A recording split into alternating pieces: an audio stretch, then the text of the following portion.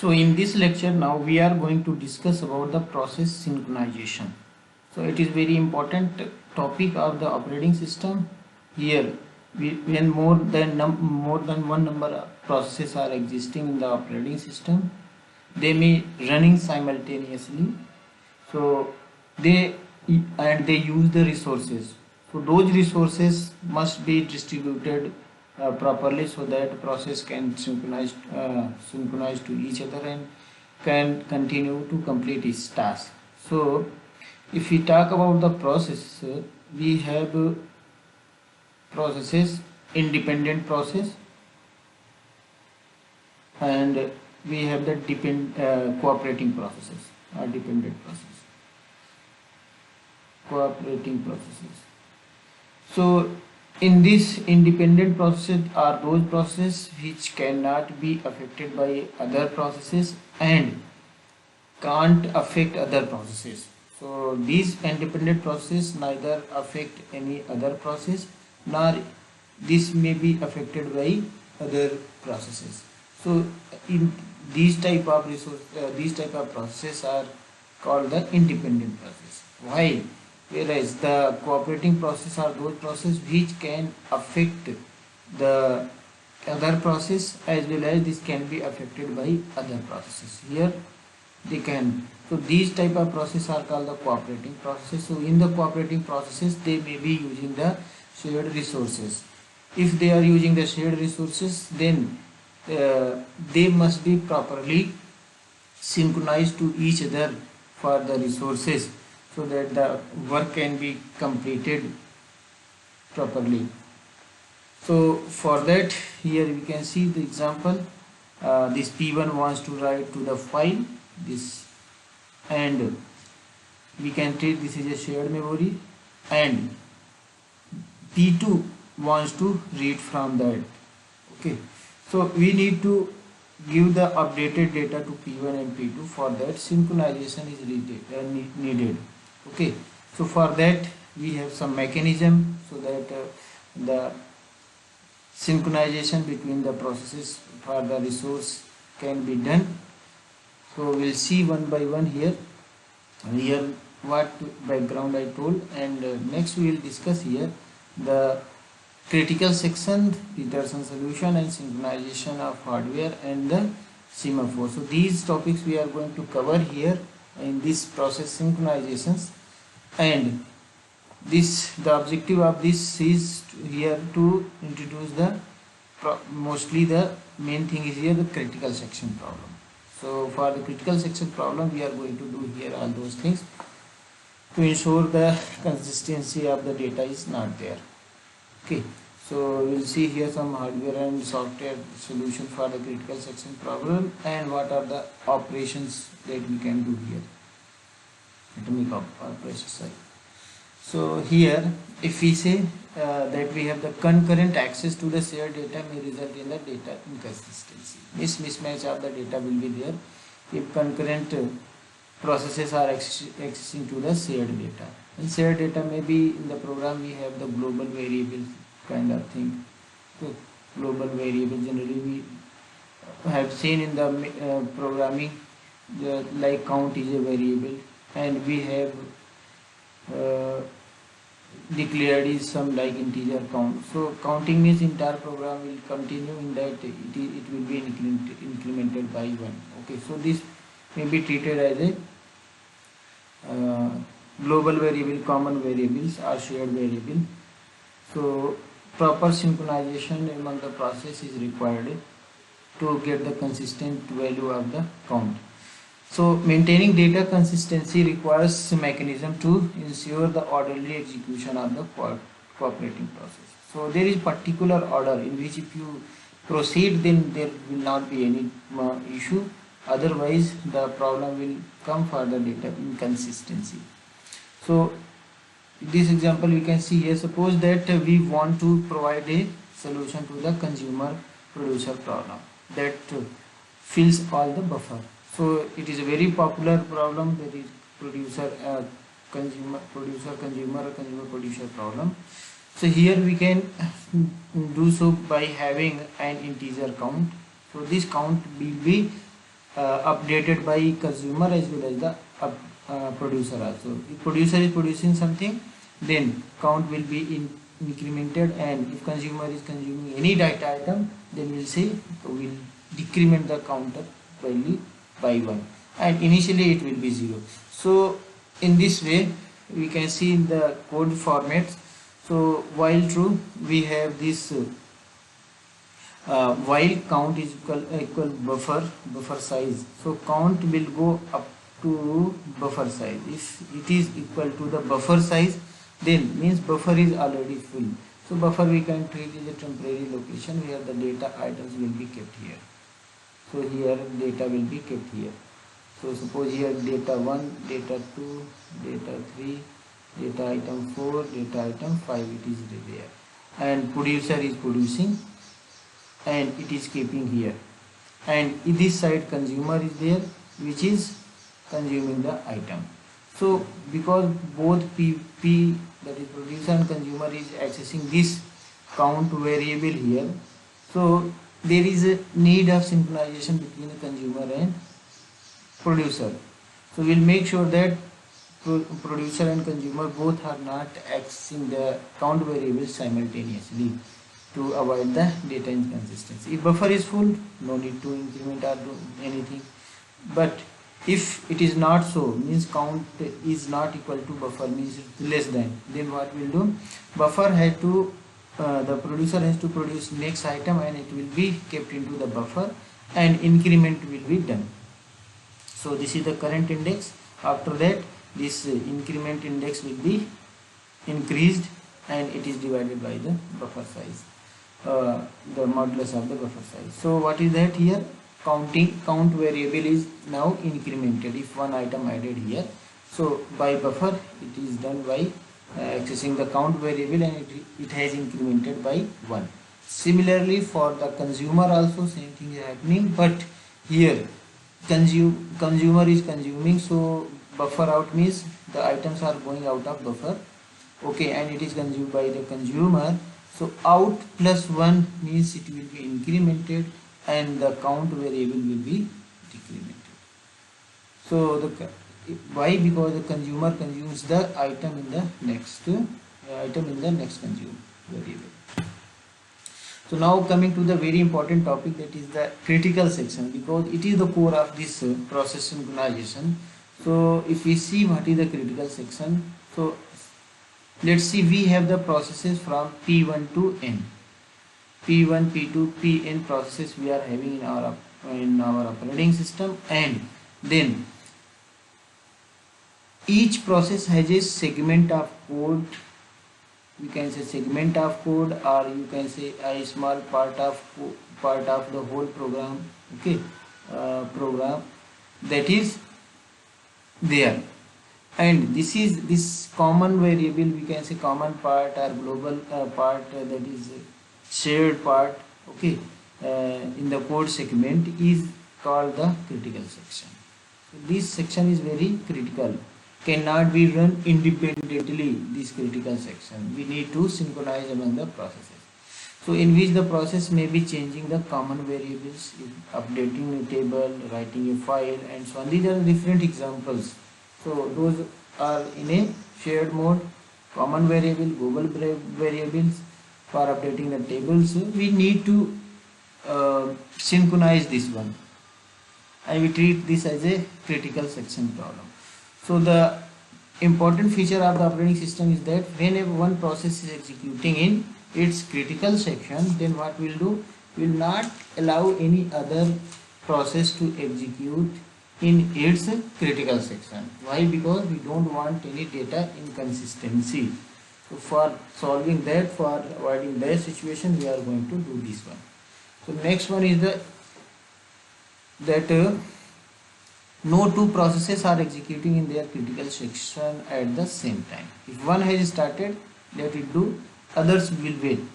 So the critical section problem is to design the protocol that process can use to cooperate, not to fight with each other. So processes will be used for cooperation, for best utilization of resources in the operating system.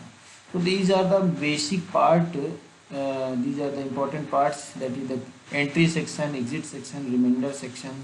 So these are the important part of the critical section problem. Here we will see here this diagram is pretty much clear. So whenever, suppose this is a critical section, so what will happen if any process wants to enter into its critical section, then it will request for that. Okay, it will check whether any process is executing in the critical section or not. As it gets the chance to run in the critical section, it will immediately hold the lock. After that, what will happen, it will work in its critical section, a critical part or common variable, shared variable, whatever the case is there. Then after completing, suppose the process is there, it's executing in critical section after getting the lock. After that, what will happen, critical section is over, then it will come to the exit section. Here whatever resources it has hold locked. Okay, so for that, after, because this work is now completed, so it will release those resources. So it means it will unlock those resources so that others processes can run their in their critical section. So in that, so after completing this locking, then executing, then releasing the lock from the exit section, then it will run in this rest of the part of the program, so that we call the remainder section. So it should be noted that if any process is running in its remainder section, we mean that a process has already one time has entered into its critical section. So this is the just representation of critical sections. So in short, if we say critical section is nothing but some common variable is there in the program. Okay, sometimes we call the global variable, or it may be the shared variable, shared memory, shared table. So these are the critical section of the program. Okay, so because they are shared, there are many other also may be using the same things. If they will simultaneously make the changes, the data is inconsistency will come. So to avoid those situations, we take this one. Next one is the race condition. What is the race condition? In which it is a situation where several processes P0, P1, P2, P3, they are accessing and they access and manipulate the same data concurrently, or you can say the critical section, and the outcome of their execution depends on particular order in which the access takes place is called a race condition. We'll see this with example also. What is the race condition will be getting more clear. So this is the first run. You can see here what is happening. We have one process here, thread 1, and here we have the thread 2. So what is happening here? Now thread 1, if we say here thread 1 has accessed this, okay, and what is the task of this? Thread 1 will access it and it will make the changes, increment by 1. After that, what happened? After reading, it has completed the write operation and updation had happened. Okay, now context switching happened and the thread 2 got the chance, and its task is to multiply the whatever the common variable is there, global variable value is there, it will multiply by 2. So after that, operation context switching happened, came to P2, the process next one, that is thread 2. It has read the value, that is current value 6, and multiplied by 2, then you will get the 12, and this is updated here 12. So here there is no problem because they have accessed the variable and updated the variable value sequentially at a different time. But coming to this, we can see here we have now changed the order. Now thread 2 is updating first, so thread 2 has read the value, it is now 5 multiplied by 2, and we have updated by 10. And after that, thread 1 has completed, now started working. After context switching, it read the current value 10, and it has incremented by 1 because its operation is to increment by 1, and it has performed the write operation. So we will get 11 and here 12. So particular order in which the access and operation take place, we get the final outcome. Here there is no problem because particular order we have followed whatever, either P1 first or P2 first, or thread 1 first or thread 2. But in this third run, we can see here what had happened. The thread 1 first had read the value, that is y is equal to 5. Immediately what happened, context switching happened, and the next thread, that is thread 2, it has also read the same global variable y, that is 5.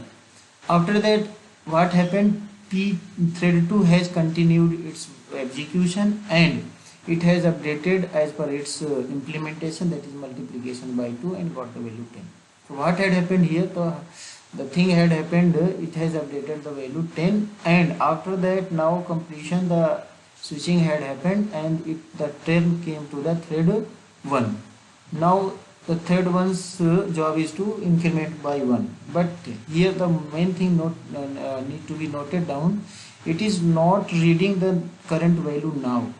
Whatever older value it has read, that is maintained in its variable of the thread 1, and now it is going to start its work. So what had happened, instead of incrementing here 10 plus 1, it is incrementing y is equal to 5 plus 1, so it will get 6. So it is not correct, so the particular order not followed here. So that's why the inconsistency is there. Actually the value here must be 11, so it is not coming. So this is the issue. This we call we treat as a race conditions. So race condition can also be understood like this. So we can see here the count is a common variable, and we can implement count. The value is now assigned to register 1. We are taking to register. So here register 1 plus 1, and count value is updated like this. And next one is for register 2, we are having the count variable we are taking, and the value is assigned to register 2, and it has decremented by 1, and the count is now updated by the register 2. So same thing, if we see here, if we perform this operation in some particular order for updating the count value with the register 1 and registers 2, then we'll see the differences here. Like in the previous example, same example is here also. One is incrementing, another one is decrementing. So after this operation, if we see here, it is execute count is equal to register value 1. It has updated 6, and after that the consumer execute the register 2 is equal to count register here. It has in the beginning read 5. If they will make the change updation, then what will happen? The inconsistency in the value of the count will come. So here the particular order is responsible for getting the output. If you not following those orders, the result will be inconsistent. So we can see here the solution of the critical section. What are the solutions? We'll see. So first solution is the mutual exclusion. Mutual exclusion means the process will be completing in a atomic way. So it means if one process is accessing some particular resource, first it will execute, it will complete it, then other will get the chance. So that is why this is the mutual exclusion. Like the same thing, exclusive events are there. If we are doing the toss, and we will get the head or tail, not both at a time. So that is why here, if one process is executing, then other will wait, will not enter into this critical section. So this can be implemented. For that, we have to make sure the progress also. Mutual exclusion we have to complete, we have to do, but at the same time we have to also consider the progress also. Progress must also happen. So if no process is executing in its critical section means shared variables or common variable, common shared memory.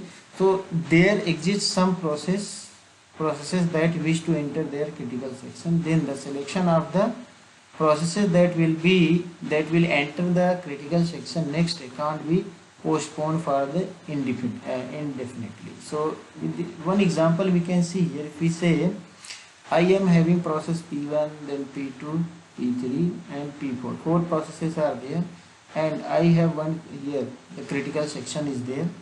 So what is happening? Suppose this process is now holding the CS control section, and it has worked here. After that Now if I say it is exiting, so if it is exiting, then it will run into its remainder section. So what happened, next process will get the chance. So suppose now it has got the chance. Okay, so exiting, then it will now hold the control of the CS, because 4 processes are there, they will be waiting. So after that, now again it has P2 has completed its task in the CS. So next time again another process will get the chance. So we most probably will say P3 and P4 must get the chance. But what may happen, the chance may happen that after P2, the P2 now the chance can again be given to the P1. Okay, so because it has exited, after exiting this P1 has exiting, so after exiting the P1 will be running in its remainder section. So any process, if it is running in a remainder section, what we mean that it has already accessed one time this CS, this critical section. So we'll give that process P2 P3 like here. So because it has not accessed, now we'll give the control to run in the its critical section. Otherwise what will happen, progress will not happen, and the mutual exclusion condition is fulfilling, so they will be switching to each other, P1 P2 P1 P2 P2. So mutual exclusion condition is satisfied, but progress is not happening. So in that we have to make sure the progress also. For that, if any process has entered into the critical sections and exited it and running in the remainder section, then we will make sure that we can say that this will not get to the chance. Now the chance may be given to the other process to make the progress.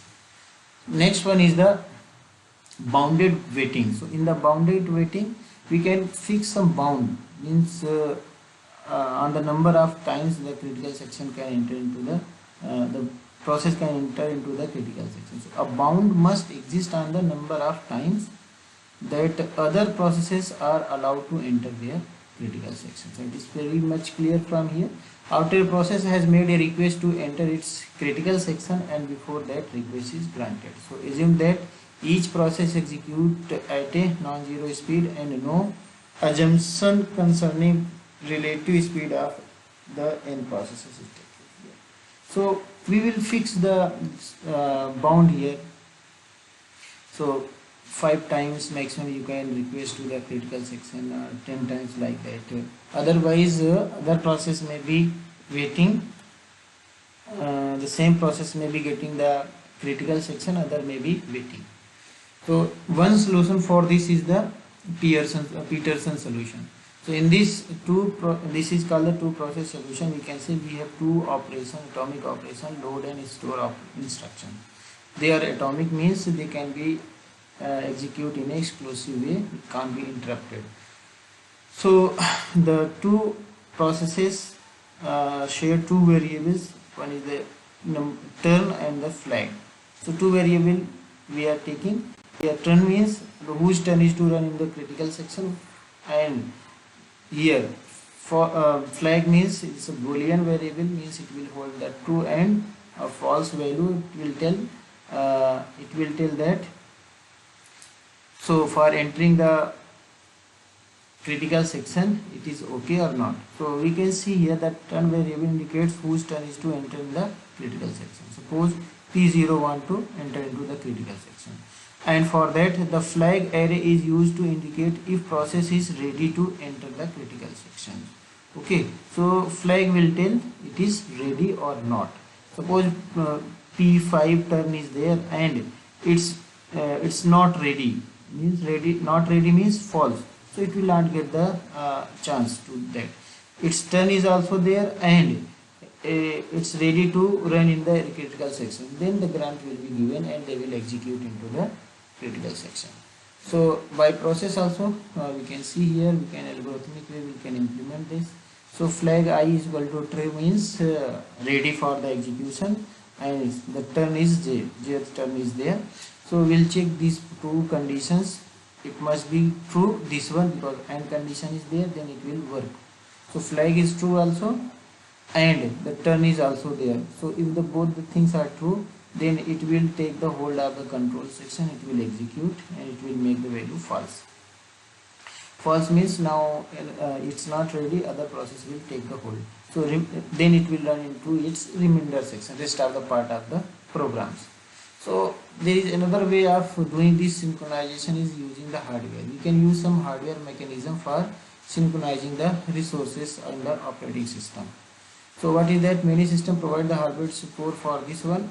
It is solution, but not it a good solution. So in uniprocessor, where the only single processor is there, or we can say the single core is there. So in those cases, what we can do, we can disable the interrupts. If the interrupts means the program is running and the request has been made by some processes or some devices or anything may be request. So in those cases, if you disabled, we have the hardware mechanism, and we have like switch, we have the button for toggle, button for switch on and switch off. So we have turned off the interrupt, so no interrupt will come there. So currently running code will could execute without permission, okay, because we have disabled. So it is generally not efficient, okay, on the multiprocessor where the more number of processes are there, not only one, more number of processes are there in the system, okay. So if we implement here this mechanism, it will be very inefficient. So operating system using this not broadly scalable, okay. So modern operating system machines provide special atomic hardware instruction that we call the atomic is equal to non-interruptible, and either test memory and the test set. So these are the test memory word and the set value. These two things we use, and also we use the swap content of two memory words.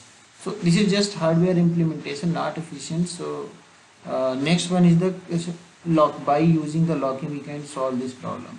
How? So if any process has started its execution in the critical section, we hold the lock, and after completing, they are releasing to the lock, and they will run in the remainder section. So this is one solution that we can handle by putting the lock over the critical section at the time of execution by the process. So other process will be notified that the P0 is executed in critical section, so they will wait for that to get free. Another very good solution of this synchronization is that for critical section we say that is the semaphore. So semaphore is nothing but a synchronization tool that does not require busy waiting. And here semaphore, we treat it as a semaphore as a integer variable that will hold the value, okay, integer value.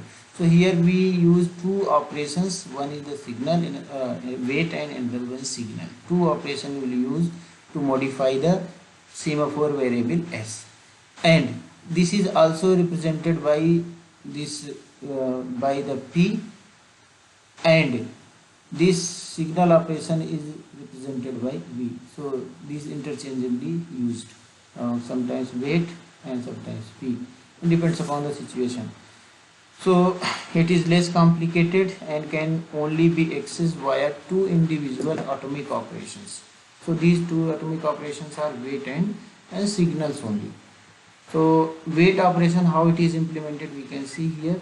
So while s is means signal variable, that semaphore variable is less than or equal to 0, means either it is negative or it is 0, then the no operation will happen. In that means the semaphore variable is 0, it means no operation will happen in that, okay, because its work is to decrement by 1. So this will not be executed. If it is greater than 0, then the operation will execute and it will decrement. If the s value is currently 4, then it will, after, because this condition will be true here, because s is not less than 0 or equal to 0, so no operation will happen here, or the operation will happen here.